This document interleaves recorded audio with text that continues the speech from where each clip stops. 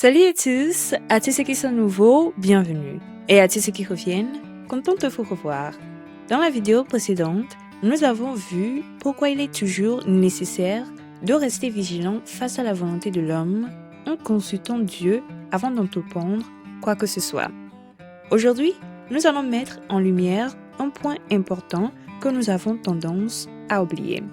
Le silence de Dieu ne signifie pas l'inaction de Dieu. Alors, sans plus tarder, commençons. Dans la dernière vidéo, nous avons vu comment Sarai a cédé à la volonté de l'homme car elle désirait ardemment devenir mère.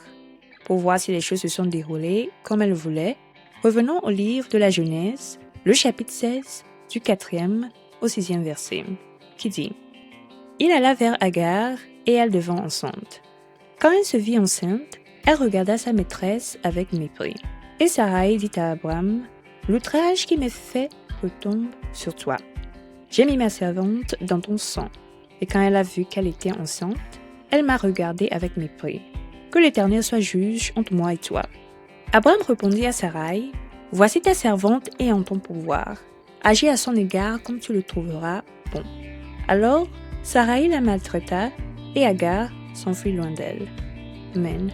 Ici, la parole de Dieu nous révèle qu'Abraham, sans consulter Dieu, a suivi le plan de Sarai et malheureusement, la situation a rapidement mal tourné pour eux.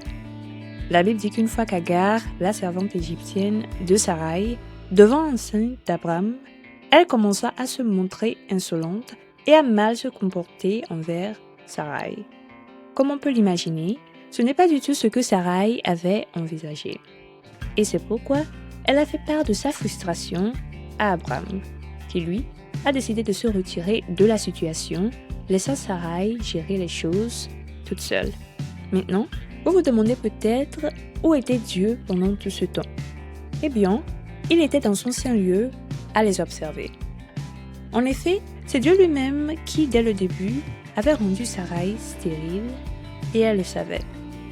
Ainsi, au fil des années, alors que rien ne se passait, Sarai aurait dû comprendre que le silence de Dieu ne signifiait pas qu'il n'était pas à l'œuvre.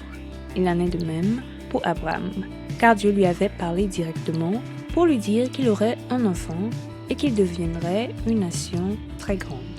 Si seulement ils avaient cru que la parole de Dieu ne meurt jamais, mais demeure vivante, et que Dieu est toujours à l'œuvre, s'ils étaient restés fermes dans la conviction qu'il accomplirait sa volonté en son temps, et s'ils avaient persévéré et patienté un peu plus, ils auraient vu la promesse s'accomplir.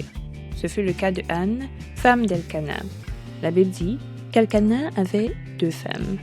L'une se nommait Anne et l'autre Pénina. Pénina avait des enfants, mais Anne n'en avait pas. Bien qu'elle ait été rendue stérile par Dieu et qu'elle ait subi l'humiliation et les moqueries de Pénina, Anne savait que la parole de son Dieu était vivante. Elle savait que lorsque Dieu ferme une chose, c'est pour une raison précise et qu'il l'ouvrira au moment voulu. Elle persévéra donc dans la foi et l'espérance jusqu'à ce que Dieu lui accorde des enfants pour son temps. Son premier enfant était Samuel, qui devint un grand prophète d'Israël.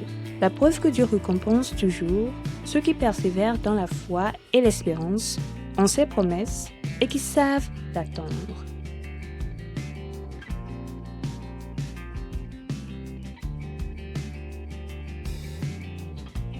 Bien-aimés en Christ, le silence de Dieu ne signifie pas l'inaction de Dieu. Il arrive que, face à certaines épreuves, les promesses que Dieu vous a faites semblent s'être volatilisées ou perdues. Mais souvenez-vous toujours que le temps fixé par Dieu pour accomplir ses desseins dans votre vie diffère totalement de celui que vous imaginez.